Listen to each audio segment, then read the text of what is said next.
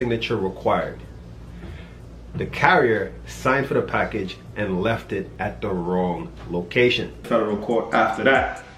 So I had to type up a two-page essay, literally two-page essay. I felt like I was back in school. I'm not trying to be one of those crazy channels that say crazy things and it's out there for the public. Welcome back, guys. I won't be too long with this video because I know you guys have better things to do. Like check out some of my old videos where I post more positive content where I show my watches and talk about watches. But in this video, it's to update you guys on my dilemma that I've been going through with USPS for the past 5 months. The package was lost where a watch was in the package. It was lost on May 26th and finally it was resolved yesterday. So I'm gonna help you guys, catch up on what happened back then and also let you guys know all the steps in the process that I went through to get to this point. So guys, give this video a thumbs up, hit the subscribe button, and let's get into this video. So this video is not for anyone to feel bad for me, it's just to learn from my mistakes and for you guys to not do it pretty much. Anything bad that I go through, I believe I deserve it. It's either a test or punishment. So whatever it is, I take it as it comes and I try to work through it. And this was one that I wasn't going to let break me. Now, it was a watch that I was selling to someone and I shipped via USPS. The package was signature required, but didn't have insurance on it. Not by my choice, my fault. Well, kind of, but let me explain. So with USPS, if you put something in a first class package, there's no way of insuring it. It needs to be priority or something else above. So due to the fact that it was in a first class package, automatically no insurance was applied. Even though when I went to the clerk, I said, hey, signature required and insurance please. But they overlooked, I guess, the insurance because of the package and she couldn't apply it. So I don't know if you're like me, but once you get a receipt from USPS or anywhere else, you just look at where they circle the tracking number, and that was it. That's all I did. I looked at it. Okay, cool. I need to input that on the website and good to go. Not looking to see how much insurance, everything else break down. After the fact, of course, I did that to make sure, like I didn't have insurance on it. And that was the first thing they told me. They were like, hey, you don't have insurance, so oh well.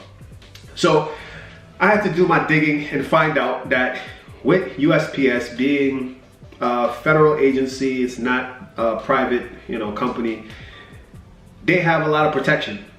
They are protected where you can't really sue or be reimbursed if something's not insured. They're very much protected.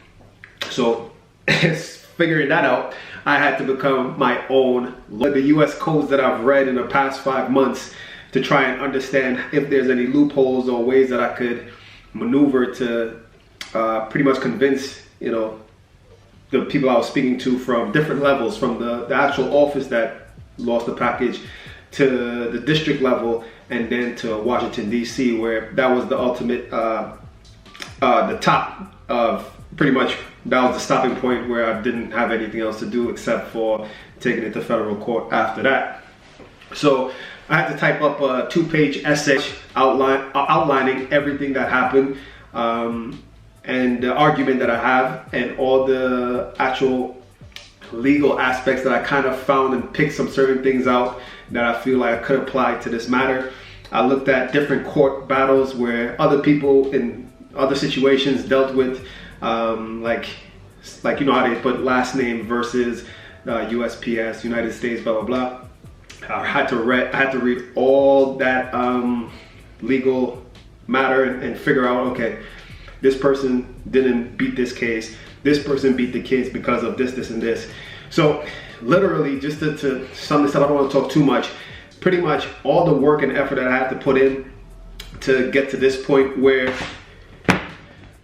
I received a check, 50% of what the value of the watch is. Let me add that. All the work that I put in just pretty much is just like I worked way more than what I actually got back. for all the time, stress, energy, all the things that went into to really get into this point. It just doesn't really matter at this point. The reason for me selling that watch was to free up some cash to invest into something else, and that pretty much is out the window now because that window already closed. So you guys understand what I mean by that. So that window's closed, so I lost out on that opportunity, and now I receive 50% of what I could have gotten for, or was getting for the watch.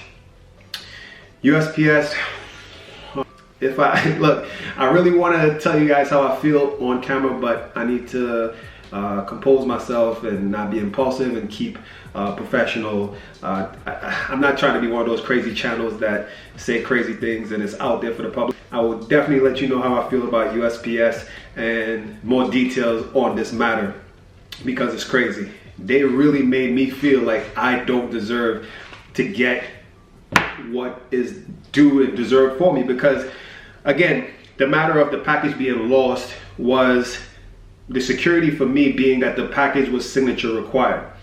The carrier signed for the package a couple blocks down the street from where the location was to deliver the package, and the package didn't show up.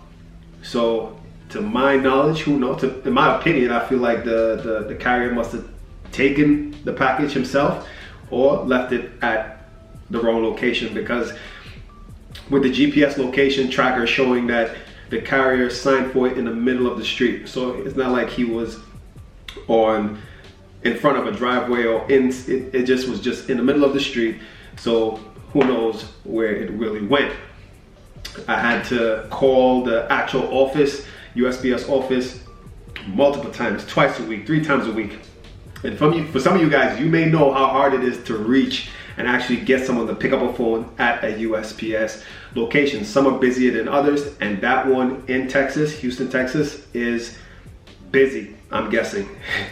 So it was really difficult to get someone on the phone, but you know, with persistence, I kept getting someone eventually, being left on hold for 45 minutes to an hour on many occasions, but taking it to the next step and preparing ahead of time. So I had everything documented and ready, typed up for every stage I had to go to, hoping that I don't have to get to those levels, but making sure everything is in place. And it was on a district level where someone was able to assist and help me. And the point is, they really made me feel like I don't deserve what was due to me based on negligence on the part of the carrier. They pretty much, one of them probably told me, if I remember, like, you didn't have insurance on it and we don't have to do this, but we're gonna, you know, give you 50% of what the value was for the watch. And I'm like, you know, it's like I gotta take it in the chin.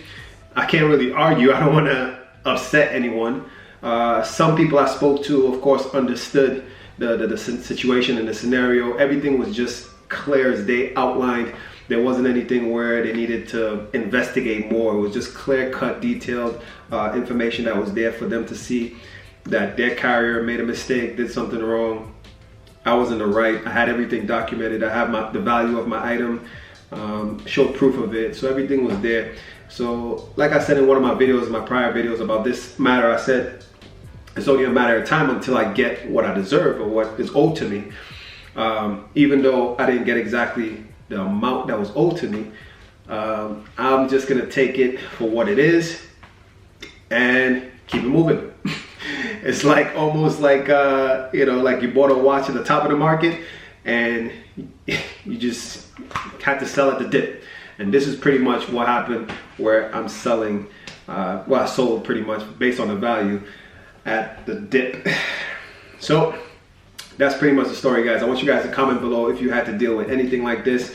You probably had to at some point. I don't know if you do use UPS or FedEx, which those are the two I prefer, and that's what I've been using since this situation.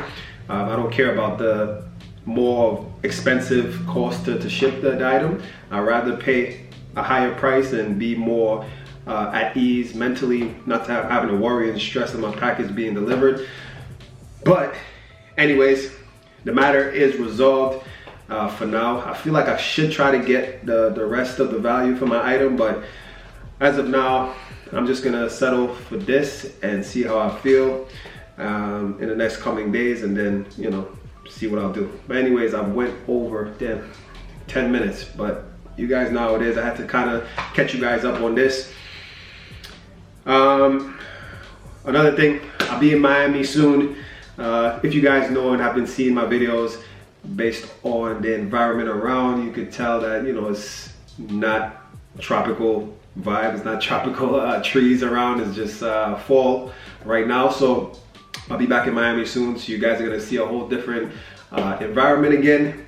Hopefully you guys enjoy it. I'm gonna try and bring more outdoor, you know, content when I'm back there, so stay tuned for that. I appreciate the new subscribers. Continue to share the videos, continue to hit that like button, because that helps with the video getting out to more people.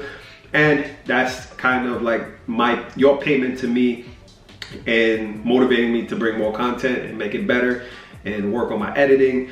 And I take a lot of you guys' advice in how to improve my videos, so continue to share that information. And yeah, so I'll leave it here, guys. Give the video a thumbs up, hit the subscribe button, follow me on Instagram, mentorship.ceo, and stay tuned for the next video.